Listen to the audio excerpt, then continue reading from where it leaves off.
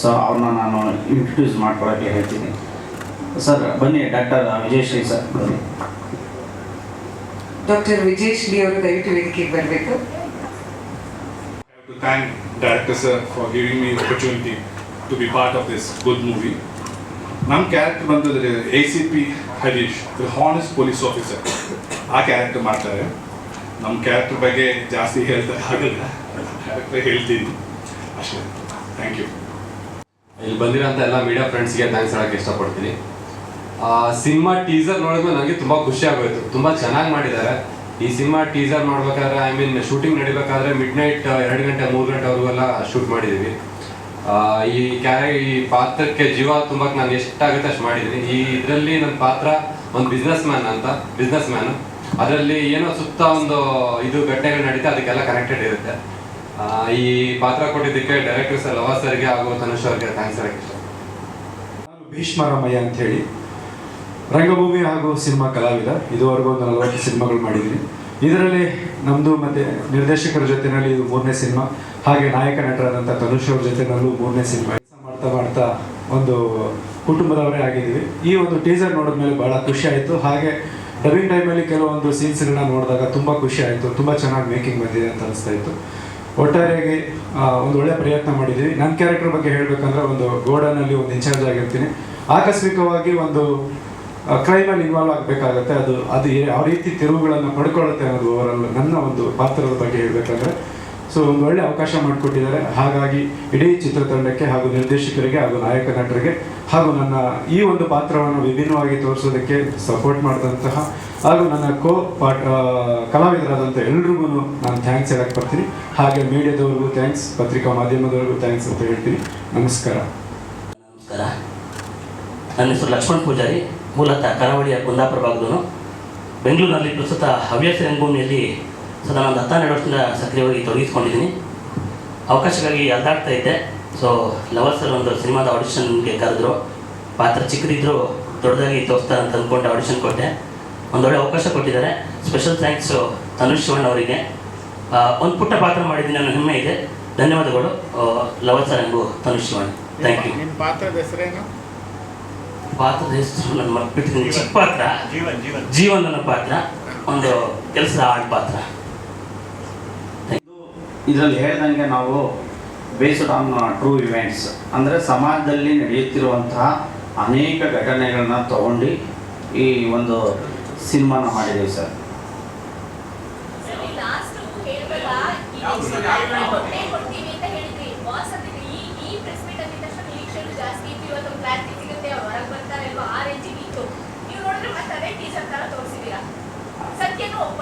ಅಲ್ಲ ಖಂಡಿತ ಮೇಡಮ್. ಮುಂದಿನ ದಿನಗಳಲ್ಲಿ ಟ್ರೈಲರ್ ಲಾಂಚ್ ಇದೆ. ಅವತ್ತು ಖಂಡಿತವಾಗ್ಲೂ ಸಂಕ್ಷಿಪ್ತವಾಗಿ ನಾವು ತಮಗೆ ಎಲ್ಲ ಮಾಹಿತಿಗಳನ್ನು ಕೊಡ್ತೀವಿ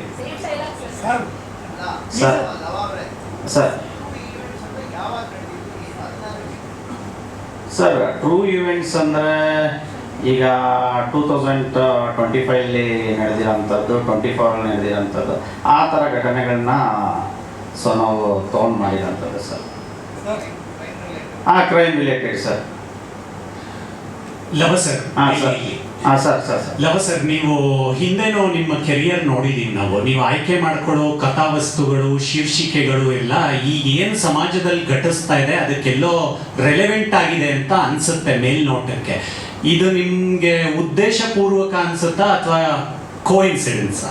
ಇಲ್ಲ ಸರ್, ನಾನು ಒಬ್ಬ ವಕೀಲನಾಗಿ ಜೊತೆಗೆ ಡೈರೆಕ್ಟರ್ ಆಗಿ ನಾನು ಸಿನಿಮಾ ನಿರ್ದೇಶನ ಮಾಡಬೇಕಾದ್ರೆ ನನಗೆ ಸಮಾಜದಲ್ಲಿ ಏನು ಕಂಟೆಂಟ್ ಇರುತ್ತೆ ಆ ಕಂಟೆಂಟ್ ಮಾಡೋವಂಥ ಅಭಿರುಚಿ ನನ್ನಲ್ಲಿದೆ.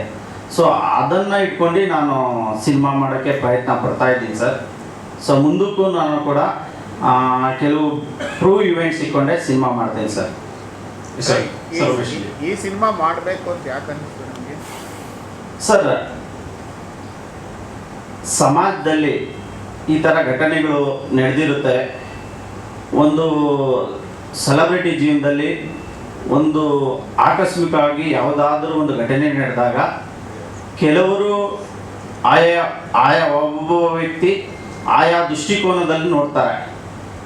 ಸೊ ನಾವು ಈ ಸಿನಿಮಾದಲ್ಲಿ ಕೆಲವೊಂದು ಅಂಶಗಳನ್ನು ನಮ್ಮ ಕತೆಗೆ ಸಾರಾಂಶಕ್ಕೆ ಏನು ಬೇಕೋ ಅದನ್ನು ಕೆಲವು ಆಡಿಯನ್ಸ್ಗೆ ಗೊತ್ತಿಲ್ಲದಲ್ಲೇ ಇರೋ ವಿಷಯಗಳನ್ನು ಈ ಸಿನಿಮಾದಲ್ಲಿ ಹೇಳಕ್ಕೆ ಹೊರಟಿದ್ದೀವಿ ಸರ್. ಅಲ್ಲ, ಪ್ರತಿಯೊಂದು ಕತೆಗೂ ಒಂದು ಪ್ರೇರಣೆ ಅಂತ ಇರುತ್ತೆ. ಕತೆ ನೀವು ಎತ್ಕೊಳ್ಬೋದು, ಪ್ರೇರಿತರಾಗಿ ಏನು ಬೇಕಾದರೂ ಬರಿಬೋದು.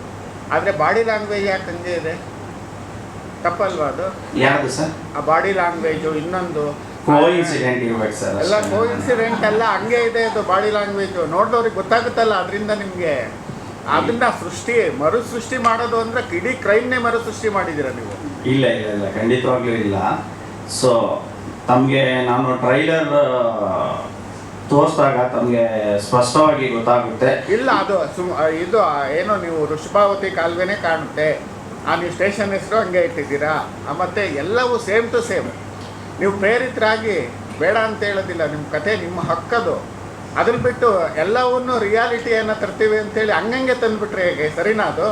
ಸರ್, ರಿಯಾಲಿಟಿ ಇಲ್ಲಿ ಒಬ್ಬೊಬ್ಬ ವ್ಯಕ್ತಿಯ ಅಭಿರುಚಿ ಮತ್ತು ಒಬ್ಬೊಬ್ಬ ವ್ಯಕ್ತಿಯ ಕಾಲ್ಪನಿಕ ಬೇರೆ ಬೇರೆ ರೀತಿ ಇರುತ್ತೆ. ನಾನು ಮಾಡಿರೋದು ಒಂದು ಬೇಸ್ಡ್ ಆನ್ ಟ್ರೂ ಇವೆಂಟ್ಸ್ ಮೇಲೆ ಮಾಡಿದ್ದೇನೆ.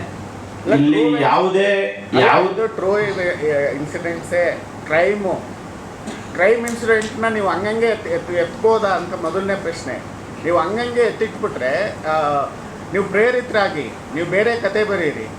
ರಿಯಲ್ ಇನ್ಸಿಡೆಂಟನ್ನ ರಿಯಲ್ ಆಗಿ ಮಾಡಿಬಿಟ್ರೆ ಬಾಡಿ ಲ್ಯಾಂಗ್ವೇಜ್ ಕೂಡ ಹಂಗೆ ಇದೆ. ಅಲ್ಲ, ತಾವು ದಯವಿಟ್ಟು ಸಿನಿಮಾದಲ್ಲಿ ನೋಡಿದಾಗ ತಮಗೆ ಸಂಕ್ಷಿಪ್ತವಾಗಿ ಗೊತ್ತಾಗುತ್ತೆ ಆ ಘಟನೆಗೆ ಸಂಬಂಧಪಟ್ಟಿದೆಯಾ ಅಥವಾ ಇದು ಬೇರೆ ಕತೆನಾ ಅನ್ನೋದನ್ನು.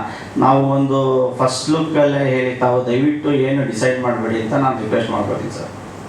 ಸರ್, ನಾನು ಈ ಸಿನಿಮಾ ಮಾಡಬೇಕಾದ್ರೆ ಯಾವುದೇ ಒಂದು ಟ್ರಯಲ್ ನಡಿಬೇಕಾದ್ರೆ ಮಾಡೋದ್ರಲ್ಲಿ ಅಫೆನ್ಸ್ ಇದೆ.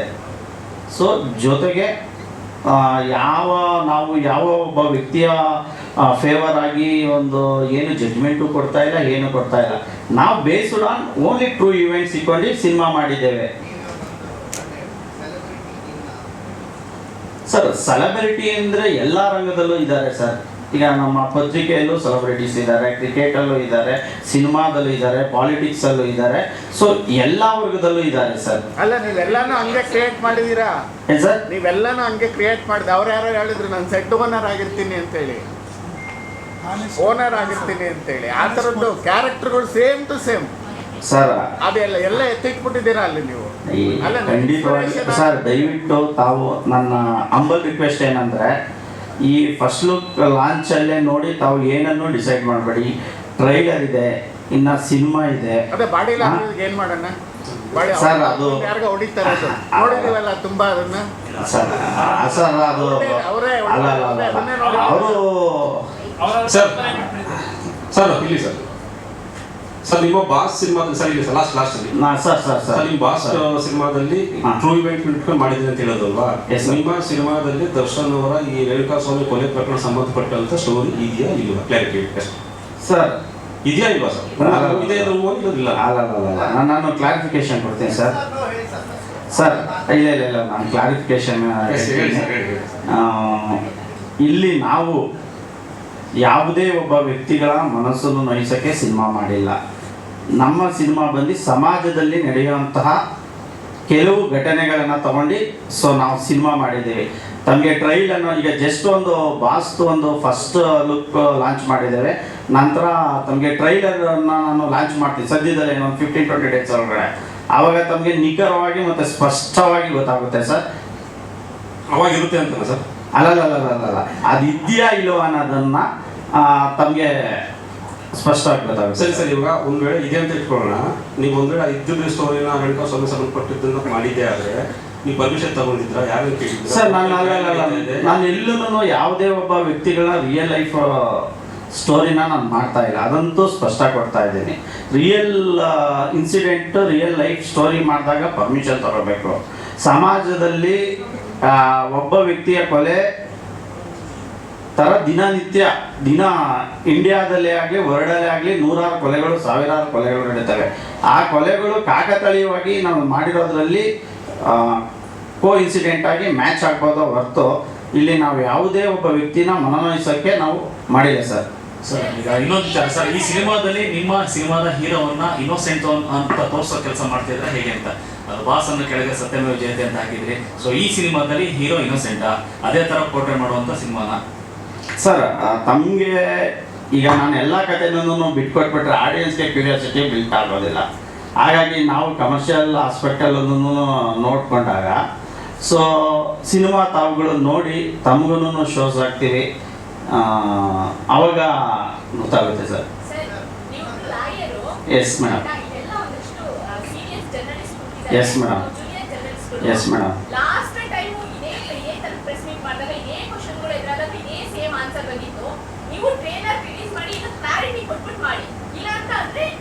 ಒಪ್ಕೊಳ್ಳಿ ಎಲ್ಲ ತಂದಿಟ್ಬಿಟ್ಟು ಸೇಮ್ ಟು ಸೇಮ್ ಅದೇ ಮನೆ ಕೆಲಸದವರು, ಅದೇ ಸೆಲೆಬ್ರಿಟಿ, ಅದೇ ಹುಡುಗಿ, ಅದೇ ಇನ್ಸಿಡೆಂಟ್ ಪ್ಲೇಸ್ಗಳನ್ನ ತಂದಿಟ್ಬಿಟ್ಟು ಅದಲ್ಲ ಅಂತ ಹೇಳಕ್ಕೆ ಇನ್ನೊಂದು ಪ್ರೆಸ್ ಮೀಟ್ ಬೇಕಿತ್ತ? ಇಲ್ಲ ಮೇಡಮ್, ನನ್ನ ಕ್ಲಾರಿಫಿಕೇಶನ್ ಕೊಡ್ತೀನಿ ಅಂತ ತಾವು ಕೇಳೋ ಕ್ವಶನ್ಗೆ ಕೋ ಇನ್ಸಿಡೆಂಟ್ ಆಗಿ ತಮಗೆ ಈ ರೀತಿ ಆಗ್ತಾ ಇದೆ. ಯಾವುದೇ ಒಂದು ಕ್ರೈಮ್ ಥ್ರಿಲ್ಲರ್ ತಾವು ನೋಡಿದಾಗ ಮರ್ಡರ್ ಅನ್ನೋದು ಕಾಮನ್ ಆಗಿರುತ್ತೆ ಕ್ರೈಮ್ ಥ್ರಿಲ್ಲರಲ್ಲಿ. ಮೂವಿಯಲ್ಲಿ ನಾನು ಹೇಳ್ತಾ ಇರೋದು ಆ ಘಟನೆ ಕಾಕತಾಳೀಯವಾಗಿ ಕೋ ಇನ್ಸಿಡೆಂಟ್ ಆಗಿ ಮ್ಯಾಚ್ ಆಗ್ತಾ ಇದೆ. ನಾವು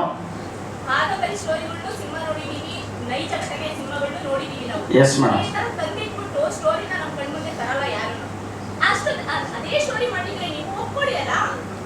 ಮೇಡಮ್ ನಾನು ಆಗಲೇ ಹಿಂದೆ ಸರ್ ಒಬ್ಬರು ಕ್ವಶನ್ ಮಾಡಿದಾಗ ಸೊ ನಾನು ಕ್ಲಿಯರ್ ಆಗಿ ಹೇಳಿದ್ದೀನಿ, ಯಾವುದೇ ಕಾರಣಕ್ಕೂ ನಾನು ರಿಯಲ್ ಸ್ಟೋರಿ ಮಾಡಿಲ್ಲ. ಹೇಳಿ. Yes yes Lava sir, Lava sir, ಇಲ್ಲಿ ಟೈಟಲ್ ವಿಚಾರಕ್ಕೆ ಬರ್ತೀನಿ. ಇಲ್ಲಿ ಆಲ್ರೆಡಿ ಬಾಸ್ ಅನ್ನೋದು repetitive title. Already tiger Prabhakar sir ಮಾಡಿದ್ದಾರೆ, ದರ್ಶನ್ ಸರ್ ಮಾಡಿದ್ದಾರೆ. ಇದು ಅಟೆನ್ಷನ್ ಗ್ರ್ಯಾಬ್ ಮಾಡೋದಕ್ಕೋಸ್ಕರ ಇಟ್ಟಿರೋದು ಅಂತ ಅನ್ನಿಸ್ತಾ ಇದೆ ಟೈಟಲ್. ಸರ್ ಈಗ ನಾವು ಕಮರ್ಷಿಯಲ್ ಆಸ್ಪೆಕ್ಟಲ್ಲಿ ಇಡಬೇಕಾದ್ರೆ ಒಳ್ಳೆ ಟೈಟ್ಲ್ ಇಡಬೇಕು. ನಮ್ಮ ಕತೆಗೆ ಮತ್ತು ಹೀರೋಗೆ ಸೂಟ್ ಆಗೋಂಥ ಒಂದು ಟೈಟ್ಲ್ ಬೇಕಾಗಿತ್ತು. ಹಾಗಾಗಿ ಬಾಸ್ ಅಂತ ಇಟ್ಟಿದ್ದೇವೆ ಸರ್. ಥ್ರಿಲ್ಲರ್ ಮಂಜು ಸರ್ ಮಾಡಿರ್ಬೋದು, ಒಂದು ಯೂಟ್ಯೂಬಲ್ಲಿ ಬಾಸ್ ಅನ್ನೋದನ್ನು ನೋಡಿರೋ ಜ್ಞಾಪಕ ಇದೆ ಸರ್. ಅದು ಟೈಟ್ಲಿಗೆ ಅವ್ರು ಹೇಳ್ದಂಗೆ ಬಾಸ್ ಅಂತ ಇದೆ, ಅಲ್ಲಿ ನೋಡಿದ್ರೆ ಅವ್ರದ್ದು ಪೈಂಟ್ ಕೂಡ ದರ್ಶನ್ ಸಿಮಿಲರಿಟಿ ಇದೆ, ಹಿಂದೆ ಜೈಲಿ ಇಟ್ಟಿದ್ದೀರಾ ಇದೆ ಅಂತ ಒಪ್ಕೊಂಬಿಡಿ ಸರ್. ಸುಮ್ಮನೆ ಯಾಕೆ ಎಲ್ಲರೂ ಲ್ಯಾಕ್ ಮಾಡ್ಕೊಂಡು ಆಮೇಲೆ ಏನೋ ಸರ್ಪ್ರೈಸ್ ಥರ ಯಾಕಂಗೆಲ್ಲ ಗೊತ್ತಿರೋ ವಿಚಾರನೇ ಅದು. ನೀವು ಅದನ್ನು ಸಿನಿಮಾಟಿಕ್ ತೋರಿಸೋದು ಕೆಲವು ಪ್ರಾಬ್ಲಮ್ ಇಲ್ಲ ಸರ್. ಈಗ ತಮಗೆ ಸಿನಿಮಾ ನೋಡಿದಾಗ ಸ್ಪಷ್ಟವಾಗಿ ಗೊತ್ತಾಗುತ್ತೆ. ಈಗ ಆ ಘಟನೆಯಿಂದ ನೀವು ಪ್ರೇರಣೆ ಒಂದೇ ಇಲ್ಲ? ಇಲ್ಲ, ನಾನು ಪ್ರೇರಣೆ ಇದೆ ಸರ್. ಸಮಾಜದಲ್ಲಿ ಆ ಥರ ಘಟನೆಗಳು ದಿನನಿತ್ಯ ನಡೆಯುತ್ತೆ ಸರ್. ಆ ಥರ ಇವೆಂಟ್ಗಳಲ್ಲಿ ಅದು ಒಂದಾಗಿರುತ್ತಲ್ಲ, ಸೆಲೆಬ್ರಿಟಿ ಜೀವನದಲ್ಲಿ ನಡೆಯಲ್ವಲ್ಲ. ತಮಗೆ ಸಿನಿಮಾ ನೋಡಿದಾಗ ಸರ್ ಸ್ಪಷ್ಟವಾಗಿ ಎಲ್ಲ ಗೊತ್ತಾಗುತ್ತೆ ಸರ್. ಆ ಘಟನೆಗೆ ಈ ಸಿನಿಮಾ ಸಂಬಂಧಪಟ್ಟಿದ್ಯಾ ಇಲ್ವಾ ಅನ್ನೋದನ್ನ ಸರ್. ನೀವು ಮಿಸ್ಟರ್ ಕನಿಷ್ಠ ಸರ್ ಪ್ಲೀಸ್. ನೀವು ಟೀಸರ್ ಬಿಟ್ಟಿದ್ದೀರಿ, ಟೀಸರಲ್ಲಿ ಬಿಟ್ಟಾಗಿದೆ, ಗ್ಲಿಮ್ಸ್ ಕೊಟ್ಟಿದ್ದೀರಾ. ಗ್ಲಿಮ್ಸ್ ಬಗ್ಗೆ ಪ್ರಶ್ನೆಗಳನ್ನ ಕೇಳ್ತಾ ಇದ್ದೀವಿ. ನೀವು ಟ್ರೈಲರ್ ಬಿಟ್ಟಾಗ ಅವಾಗ ಕೇಳ್ತೀವಿ, ಸಿನಿಮಾ ಬಿಟ್ಟಾಗ ಅವಾಗ ಕೇಳ್ತೀವಿ. ಅದು ಕ್ಲಾರಿಟಿ ಕೊಡಿ ಫಸ್ಟ್. ತಗೊಂಡಿದ್ದೀರಾ ಇಲ್ವಾ? ಯಾಕೆಂದರೆ ಪ್ರತಿಯೊಂದು ಹೆಸರು ಕೂಡ, ಪ್ರತಿಯೊಂದು ಸೀನು ಕೂಡ, ಟೈಟಲ್ ಹೆಸರು ಕೂಡ ಅದನ್ನೇ ನಮಗೆ ಹೇಳ್ತಾ ಇದೆ. ನೀವು ಬಿಟ್ಟಿರೋದೇ ಅವರ ಕಥೆಯನ್ನು ತಗೊಂಡೇ ಮಾಡಿದ್ದೀರಾ, ಅದಕ್ಕೆ ನಮಗೆ ಕ್ಲಾರಿಟಿ ಕೊಡಿ. ತಗೊಂಡಿದ್ದೀರಾ ತಗೊಂಡಿಲ್ವಾ ಸರ್?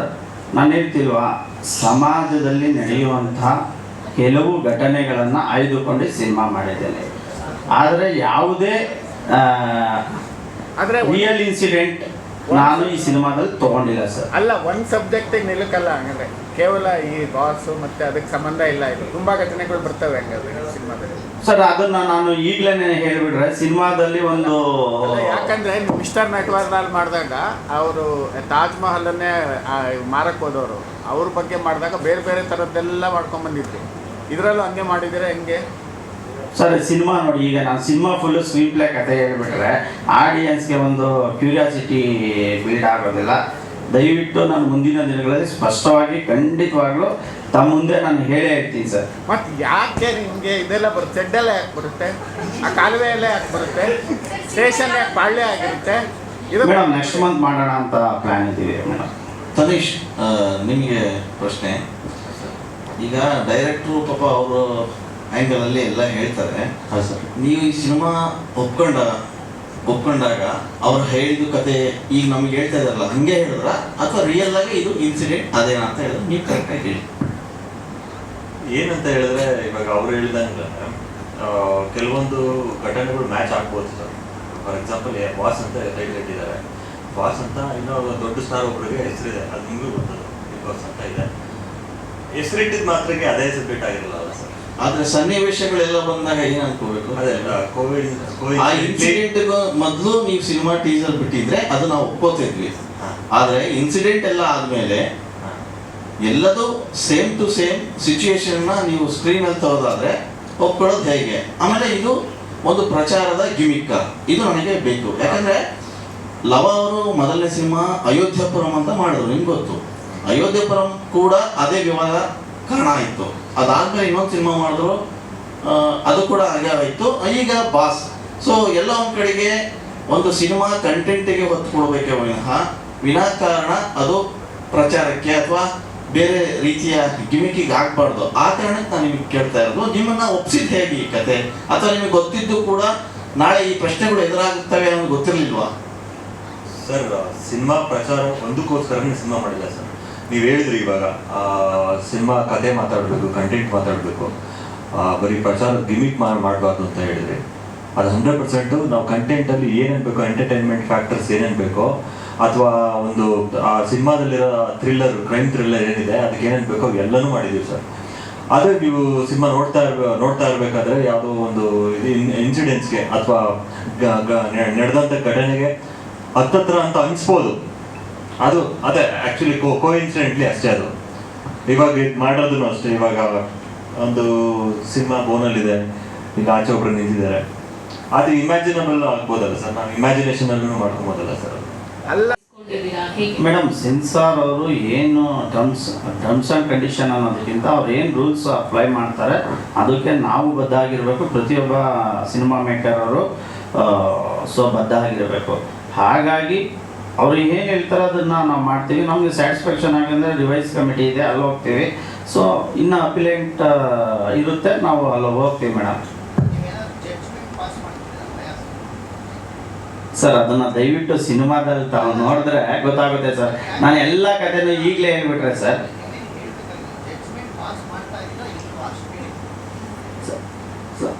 ಖಂಡಿತವಾಗ್ಲೂ ನಾವೊಂದು ಘಟನೆಯನ್ನು ನನ್ನ ದೃಷ್ಟಿಕೋನದಲ್ಲಿ ಹೀಗಾಗಿತ್ತು ಅನ್ನೋದನ್ನು ನಾನು ಹೇಳ್ತಾ ಇದ್ದೇನೆ. ಇಲ್ಲಿ ಯಾವುದೇ ನಿರ್ಣಯ, ಯಾವುದೇ ಒಬ್ಬ ವ್ಯಕ್ತಿಗಳ ಪರವಾಗಿ ಪರ ವಿರೋಧ ನಿರ್ಣಯಗಳನ್ನ ನಾವು ಈ ಸಿನಿಮಾದಲ್ಲಿ ಕೊಡ್ತಾ ಇಲ್ಲ ಸರ್. ನಾನು ಒಂದು ಕೇಸ್ ಟ್ರಯಲ್ ನಡಿಬೇಕಾದ್ರೆ ತೊಗೊಂಡ್ರೆ ಅದು ಸಬ್ಜುಡಿ ಆಗುತ್ತೆ. ಬಟ್ ನಾನಿಲ್ಲಿ ಯಾವುದೇ ರಿಯಲ್ ಇನ್ಸಿಡೆಂಟ್ ಸ್ಟೋರಿ ಮಾಡಿಲ್ಲ, ಹಾಗಾಗಿ ಆ ಪ್ರಮೇಯ ಬರೋದೇ ಇಲ್ಲ ಸರ್. ಅದು ಸರ್, ಟ್ರೂ ಇನ್ಸಿಡೆಂಟ್ ಅಂದರೆ ಸಮಾಜದಲ್ಲಿ ಹಲವಾರು ಘಟನೆಗಳು ನಡೀತಾ ಇರ್ತೈತೆ. ಒಬ್ಬ ಡೈರೆಕ್ಟ್ರು ಒಂದು ಕಥೆನ ಅವನ ಕಾಲ್ಪನಿಕ ಮೂಲಕ ಅನೇಕ ದಾರಿಗಳಲ್ಲಿ ಹೇಳ್ಬೋದು. ಅದನ್ನು ನಾನು ಹೇಳ್ತಾ ಇದ್ದೀನಿ ಸರ್. ಸರ್, ರಿಯಲ್ ಸ್ಟೋರಿಗೂ ಟ್ರೂ ಇವೆಂಟ್ಸಿಗೂ ನನಗೆ ತಿಳಿದಿರೋ ಪ್ರಕಾರ ಇಲ್ಲ ವ್ಯತ್ಯಾಸ ಇದೆ ಸರ್. ಲವ ಸರ್, ಈಗ ಇದನ್ನ ಎಲ್ರು ಹೇಳೋ ಪ್ರಕಾರ ದರ್ಶನ್ ಸರ್ದು ಸ್ಟೋರಿ ಇಟ್ಕೊಂಡು ಮಾಡಿದೀರಾ ಅಂತ ಹೇಳ್ತಿದ್ದಾರೆ, ಓಕೆನಾ? ಸೊ ಸದ್ಯಕ್ಕೆ ಟ್ರಯಲ್ಸ್ ನಡೀತಾ ಇದೆ. ಸೊ ನಿಮ್ ಸಿನಿಮಾ ರಿಲೀಸ್ ಯಾವಾಗೋ ಗೊತ್ತಿಲ್ಲ. ಈ ಟ್ರಯಲ್ಸ್ ಎಲ್ಲ ನಡೆದು ಸತ್ಯಮೇವ ಜಯತೆ ಅಂತ ಬೇರೆ ಕೆಳಗಡೆ ಹಾಕಿದೀರಾ. ಏನ್ ಸತ್ಯ ಆಚೆ ಬರುತ್ತೋ ಅದ್ರ ಮೇಲೆ ನಿಮ್ ಸಿನಿಮಾ ಕ್ಲೈಮ್ಯಾಕ್ಸ್ ಇರುತ್ತಾ, ಅದರ್ವೈಸ್ ನೀವೇ ಒಂದು ಕ್ಲೈಮ್ಯಾಕ್ಸ್ ಕೊಡ್ತಾ ಇದ್ದೀರಾ, ಹೇಗೆ ಏನು ಅಂತ? ಮೇಡಮ್, ನಾನು ಈಗಲೂ ಹೇಳ್ತೀನಿ, ದಯವಿಟ್ಟು ನೀವು ಆ ಘಟನೆಗೆ ನೀವು ಲಿಂಕ್ ಮಾಡಬೇಡಿ. ಇದು ನನ್ನ ಕೆಲವು ಸಮಾಜದಲ್ಲಿ, ಸೊಸೈಟಿಯಲ್ಲಿ ನಡೆಯುವಂಥ ಘಟನೆಗಳನ್ನ ತಗೊಂಡು ಮಾಡಿರೋಂಥ ಸಿನಿಮಾ. ನೀವು ದಯವಿಟ್ಟು ದರ್ಶನ್ ಸರ್ ಕೇಸ್ಗೆ ಇದಕ್ಕೆ ದಯವಿಟ್ಟು ಲಿಂಕ್ ಮಾಡಬೇಡಿ ಅಂತ ನಾನು ಕೇಳ್ಕೊಳ್ತೇನೆ.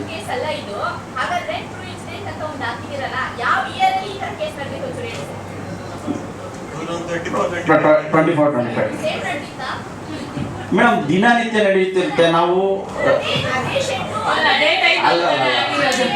ಸರ್, ದಿನನಿತ್ಯ ಬೇರೆ ವಿಚಾರದಲ್ಲಿ ಸರ್, ಸೆಲೆಬ್ರಿಟಿಗೆ ಯಾಕೆ ಹೋಲಿಕೆ ಮಾಡಿದ್ರಿ?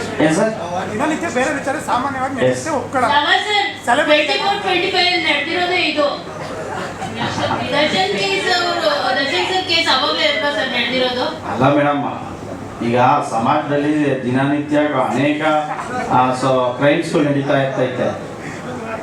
ಆ ಕ್ರೈಮ್ಸ್ಗಳಿಗೂ ಈ ಕ್ರೈಮ್ಸ್ಗಳಿಗೂ ನೀವು ಯಾಕೆ ಕಂಪೇರ್ ಮಾಡ್ತಿದ್ದೀರಾ? ಸರ್ ಈಗ ಕಂಪೇರ್ ಮಾಡೋದಲ್ಲ, ಯಾಕಂದ್ರೆ ಇನ್ಸಿಡೆಂಟ್ ಡೇಟ್ ನೀವು ಇಯರ್ ಹೇಳ್ತಿದ್ದೀರಾ 2024-25 ಟ್ರೂ ಸ್ಟೋರಿ ಅಂತಾನು ಹೇಳ್ತಾ ಇದ್ದೀರಾ, ದರ್ಶನ್ ಅವರ ರಿಲೇಟೆಡ್ ಕತೆ ಅಲ್ಲ ಅಂತಾನು ಹೇಳ್ತಿದ್ದೀರಾ. ಬಟ್ ನೋಡುಗರಿಗೆ ಅದು ಅದೇ ತರ ಪೋರ್ಟ್ರೇ ಆಗ್ತಾ ಇದೆ. ಅದನ್ನ ಯಾಕೆ ಇಟ್ರಿ? ಹಂಗಿದ್ರೆ ಪೋರ್ಟ್ರೇ ಆಗುತ್ತೆ ಅಂತ ಗೊತ್ತಿದ್ದು ಅದನ್ನ ಯಾಕೆ ಬಳಸ್ಕೊತಾ ಇದ್ರಿ ಹಾಗಿದ್ರೆ ಅಂತ?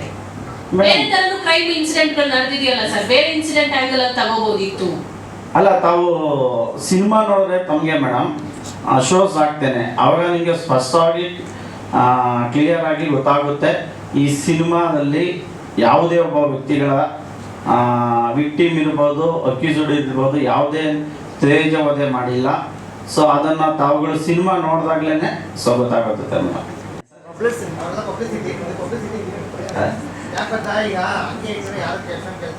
Yes sir.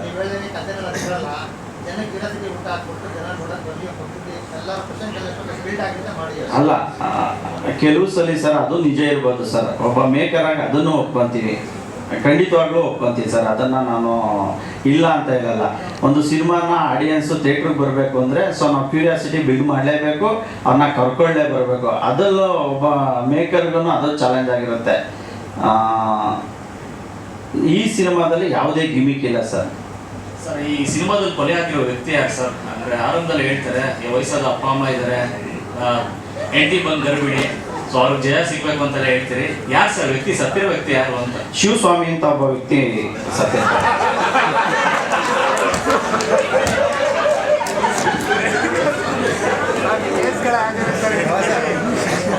ಅದನ್ನ ನಾವು ಸಿನಿಮಾದಲ್ಲಿ ಸರ್ ಸ್ಟೋರಿ ಎಲ್ಲಿಂದ ಎಲ್ಲಿವರೆಗೂ ನಡೆಯುತ್ತೆ? ಚಿತ್ರದುರ್ಗದಿಂದ ಬೆಂಗಳೂರುವರೆಗುನಾ ಹೇಗೆ ಅಂತ? ನೀವು ತಿಳ್ಕೊಂಡಿರಂಗೆ ನಿಮ್ಮ ಸಿನಿಮಾದಲ್ಲಿ ಈಗ ನೀವು ಸಿನಿಮಾ ನೋಡಿದಾಗ ಕೆಲವು ಘಟನೆಗಳು ತಾವು ಎಲ್ಲೋ ನೋಡಿದ್ದೀನಿ ಅನ್ಬಹುದು. ಆದರೆ ತಮಗೆ ಕೆಲವು ಘಟನೆಗಳು ಗೊತ್ತಿಲ್ಲದಲ್ಲವನ್ನು ಕೂಡ ಈ ಸಿನಿಮಾದಲ್ಲಿ ನಾವು ಹೇಳಿದ್ದೀವಿ. ಆದರೆ ಕೆಲವರು ಗೊತ್ತಿರಬಹುದು. Yes sir. ಈ ಲಾಯರ್ ಅಂತಂದ್ರೆ ಅದೇ ಸಮಸ್ಯೆ ಇರೋದು. ತುಂಬಾ ದಿವಸದಿಂದ ಆ ಘಟನೆ ನಡೆದಾಗಿಂದನು ಪ್ರತಿದಿನಾನು ಅಥವಾ ವಾರಕ್ಕೊಂದು ವಿಡಿಯೋ ಬರ್ತಾನೆ ಇರುತ್ತೆ ರಿಗಾರ್ಡಿಂಗ್ ದಿಸ್ ಪರ್ಟಿಕ್ಯುಲರ್ ಕೇಸ್. ಇಲ್ಲಿ ಡೈರೆಕ್ಟ್ರು ಕಮ್ ಲಾಯರ್ ಆಗಿರೋದ್ರಿಂದ you have to answer very clearly. ಅಂದ್ರೆ ಇದು ಅದೇನಾ ಅಲ್ವಾ ಅಂತ. ಸರ್, ನಮಗೆ ಟ್ರೈಲರ್ ಲಾಂಚ್ ಮಾಡ್ತೀವಿ. ಆ ಸಂದರ್ಭದಲ್ಲಿ ನಾನು ಏನನ್ನು ಮುಚ್ಚಿಡೋಕ್ಕಾಗೋದಿಲ್ಲ, ಎಲ್ಲವನ್ನೂ ನಿಮ್ಮ ಮುಂದೆ ತೆರೆದಿಡಲೇಬೇಕು. ಇಲ್ಲ ಅಂದರೆ ಅದು ಆಡಿಯನ್ಸ್ಗಳಿಗೆ ರೀಚ್ ಆಗೋದಿಲ್ಲ. ಖಂಡಿತವಾಗ್ಲೂ ಕೆಲವು ದಿನಗಳಲ್ಲಿ ನಾನು ಸ್ಪಷ್ಟವಾಗಿ ತಮಗೆ ಹೇಳೇ ಹೇಳ್ತೀನಿ ಸರ್. ಇಲ್ಲ ಸರ್.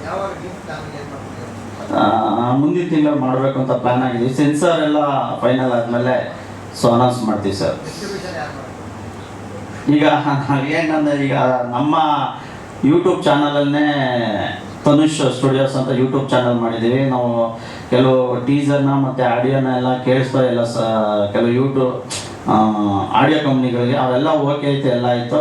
ಕೊನೆಗೆ ಅವರು 2 days 3 days ಅಂತ ಹೇಳಿ ಈ ಸಿನಿಮಾ ಬೇಡ ಸರ್, ನೆಕ್ಸ್ಟ್ ಸಿನಿಮಾ ಆದರೆ ನಾನು ಮಾಡ್ತೀನಿ, ದಯವಿಟ್ಟು ಬೇಡ ಅಂತ ದೊಡ್ಡ ಕಂಪ್ನಿಗಳೇ ಹೇಳಿದರು. ಅದಕ್ಕೋಸ್ಕರ ನಾವೇ ತನುಷ್ ಸ್ಟುಡಿಯೋಸ್ ಅಂತ ಒಂದು ಯೂಟ್ಯೂಬ್ ಚಾನಲ್ ಓಪನ್ ಮಾಡಿ ಆಡಿಯೋನು ಕೂಡ ನಮ್ಮ ತನುಷ್ ಸ್ಟುಡಿಯೋಸಿಂದನೇ ನಾವು ಲಾಂಚ್ ಮಾಡ್ತಾ ಇದ್ದೀವಿ. ಸೆನ್ಸಾರ್ ಆದಾದ್ಮೇಲೆ ನಾವು ಡೇಟ್ ಅನೌನ್ಸ್ ಮಾಡ್ತೀವಿ ಸರ್. ಅದನ್ನು ಭವಿಷ್ಯ ನಾವೇ ಮಾಡಬಹುದು. ಈ ಸಿನಿಮಾದಲ್ಲಿ ಏನಾದ್ರೂ ಪೊಲಿಟಿಕಲ್ ಬ್ಯಾಕ್ ಡ್ರಾಪ್ ಇದೆಯಾ? ಯಾಕಂದ್ರೆ 2004-2005 ಅಲ್ಲಿ ನಡೆದಂತ ಒಂದು ಇನ್ಸಿಡೆಂಟ್ ಅಲ್ಲಿ ಒಂದಷ್ಟು ರಾಜಕಾರಣಿಗಳು ಮತ್ತೆ ಈ ಚಿತ್ರರಂಗದವರು ಕೂಡ ಇನ್ವಾಲ್ವ್ ಆಗಿದ್ದಾರೆ, ಒಬ್ರನ್ನ ಒಳಗಡೆ ಹಾಕೋಕೆ ಅಂತ ಹೇಳ್ಬಿಟ್ಟು ಒಂದಷ್ಟು ಸುದ್ದಿಗಳು ಹರಿದಾಡ್ತಾ ಇದೆ. ಸೊ ಆ ಥರದ್ದು ಏನಾದರೂ ನಿಮ್ಮ ಸಿನಿಮಾದಲ್ಲೂ ಇದೆಯಾ ಅಂತ? ಮೇಡಮ್, ಈಗಲೇ ನೀವು ಎಂಟೈರ್ ಸ್ಕ್ರೀನ್ ಪ್ಲೇನೇ ಸ್ಟೋರಿನೇ ಕೇಳಿಬಿಟ್ರೆ ಹೇಗೆ? ಸಿನಿಮಾದಲ್ಲಿ ಇರ್ಲೂಬಹುದು, ಇಲ್ದಲೇ ಇರ್ಬೋದು ಮೇಡಮ್.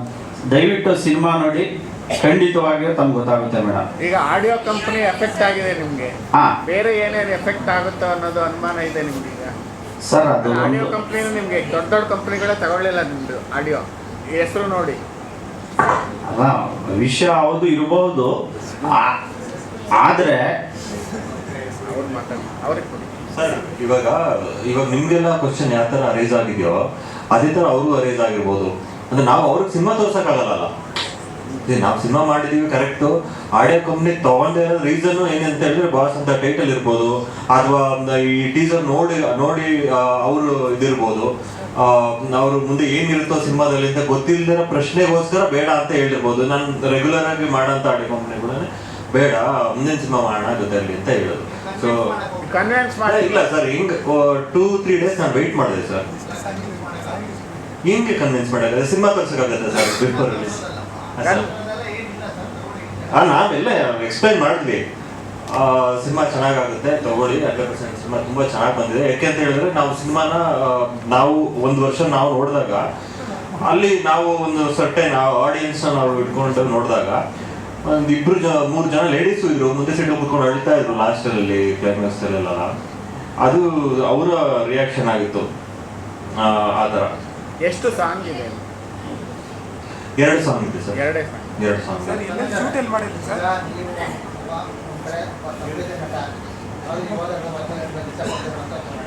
ತಲೆಯಲ್ಲಿ ಇಟ್ಕೊಂಡೆ ಒಳ್ಳೆ ಸಬ್ಜೆಕ್ಟ್ ಮಾಡಬೇಕು ಅಂದ್ಕೊಂಡೆ ಮಾಡೋದು ಸರ್. ಅದು ಡೈರೆಕ್ಟರ್ ಹೇಳಿದಾಗೆ ಇವಾಗ ಯಾರಿಗೂ ಹರ್ಟ್ ಮಾಡಬೇಕು ಅಥವಾ ಯಾರಿಗೂ ಪರ್ಟಿಕ್ಯುಲರ್ ಟಾರ್ಗೆಟ್ ಮಾಡಿ ಹೊಡಿಬೇಕು ಅನ್ನೋ ಥರ ಯಾವುದು ಮಾಡಿಲ್ಲ.